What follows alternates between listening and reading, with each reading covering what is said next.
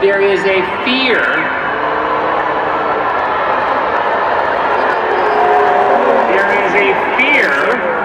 in your generation.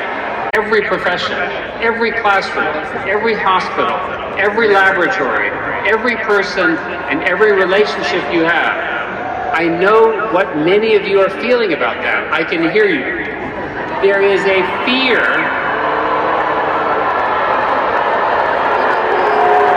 There is a fear in your generation that the future has already been written, that the machines are coming, that the jobs are evaporating, that the climate is breaking, that politics is fractured, and that you are inheriting a mess that you did not create. And I understand that fear. It's rational, and it's amplified every day by social media platforms with algorithms that have learned with great precision that fear earns clicks and that anxiety drives engagement.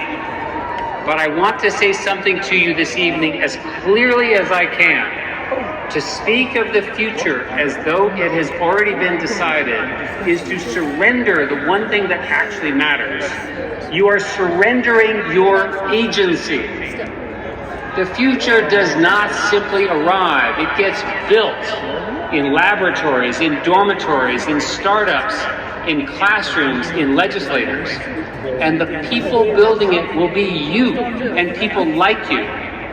The question is not whether AI will shape the world. It will. The question is whether you will help shape artificial intelligence. We do not know the precise contours of what this transformation will look like.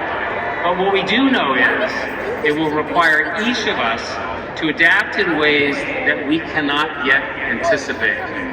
My hope is that you will choose to engage anyway, that you'll choose to be in the room where these decisions take place and to have a voice in how they're made.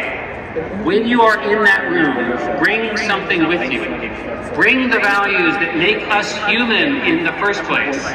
The technology on its own is just a tool. It will optimize for what we tell it to optimize for. But somebody has to decide. And in your lifetime, that somebody is going to be you. So choose freedom. Choose open debate. And the slow, often messy, but beautiful project of learning to live alongside people with whom you disagree. Choose equality. Choose a diversity of perspectives, including, let me add, and if you'd let me make this point, please.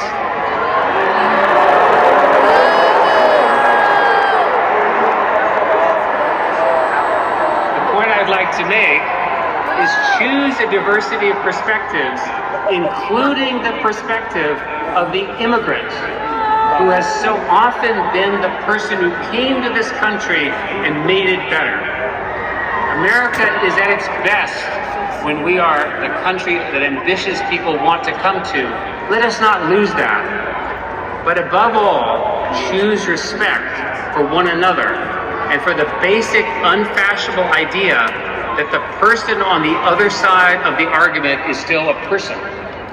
If we build artificial intelligence that reflects those values, the world will be unimaginably better for it. So let me tell you how hopeful I am about that. Because on balance, I am deeply optimistic, and I believe that you should be as well. I'll switch sides. So consider science. So much of human progress is the story of science and medicine. And artificial intelligence is already accelerating research at a rate that we could not have imagined even 5 years ago. We have only seen maybe 1% of what is to come. AI is now designing new molecules, running simulations, identifying patterns in genomic data that no team of humans will uncover in a lifetime. AI has solved the 50-year-old protein folding program in a matter of months. The next generation of antibiotics will come from this work. The next generation of cancer treatments will come from this work. The materials that will allow us to scale clean energy will come from this work. Or look at astronomy in a field with which this university excels. Dr. Januzzi and the team at the Stewart Observatory are building a telescope more powerful than Hubble.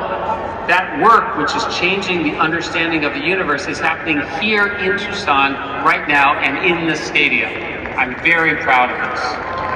If science is not your passion, if you don't care about science, that's okay, because AI is going to touch everything else as well. Whatever path you choose, AI will become part of how work is done. If you have an idea for a company, you can build a website overnight. If you want to learn something entirely new and you want to have a personal tutor in any language for the cost of an internet connection, you can have it. If you have a problem in the world you want to solve, you can now assemble a team of AI agents to help you with the parts that you could never accomplish on your own. When someone offers you a seat on the rocket ship, you do not ask which seat, you just get on. Graduates, the rocket ship is here. Let me give you some advice. First, find a way to say yes. Say yes to an invitation. Say yes to a new city. Yes, say yes to the project that is beyond your reach. Yes is how you get your first job, how you get your next one. Yes is how you stand out in a crowd. Yes is what keeps you young long after the rest of you begins to slow down. The people I most admire in my own life are the people who somewhere in their 20s, your age, said yes instead of no. Second, build a team. Don't try to do this alone.